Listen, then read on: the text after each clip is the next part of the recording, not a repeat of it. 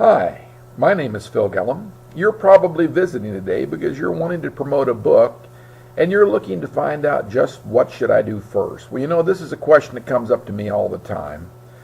Should I advertise or should I do public relations? Well, results is the name of the game, as Jim Rohn would, the world-renowned business philosopher and author and public speaker, would say.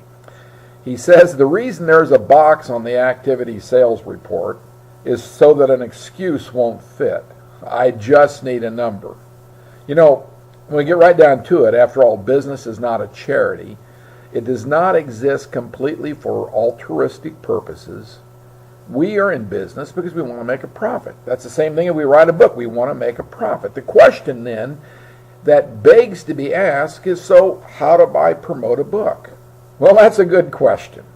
Let's take a look at advertising and public relations and when we should use each process when we're trying to promote our book. There's been a tremendous proliferation of advertising. Often people tell me, Phil, I want to promote a book. How much should I spend on advertising? And I always tell them the same thing. Advertising to promote a book is not the way you should go with your initial dollars. Now notice I say initial dollars that you're going to spend to market the book.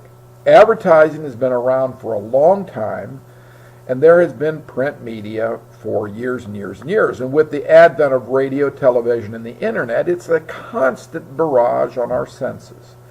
We've become so desensitized to advertising that we no longer even pay attention. We are trying to promote a book, and if you're trying to do this, you need to ask yourself, how often do you flip through the channels during commercials? All the time, if we're honest. How impactful are magazine ads and billboards to your buying decision? When was the last time you even really paid attention to a pop-up banner ad on the internet?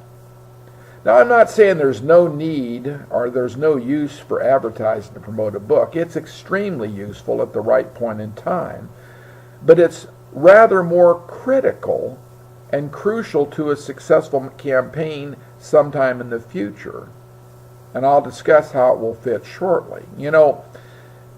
Two very knowledgeable people, Al and Laura Reese, the authors of The Fall of Advertising and the Rise of Public Relations by Harper Business 2002, which, by the way, is a must-read for all serious business people that want to know how to promote a book, explains that the reason that advertising is ineffective for launching a new brand is that advertising has no credibility. Now remember, we're talking about brand here because you are trying to establish who you are and what you do to be able to sell your book.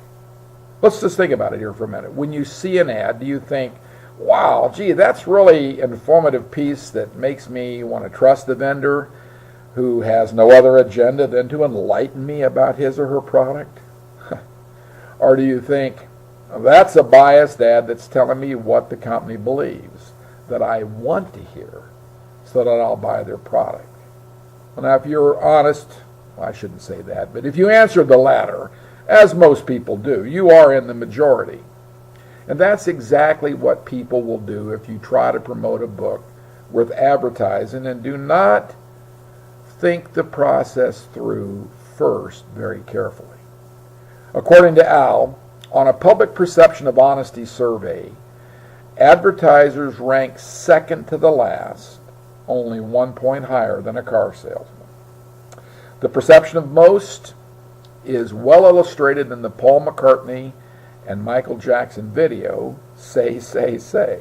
Watch the video. It needs no more explaining.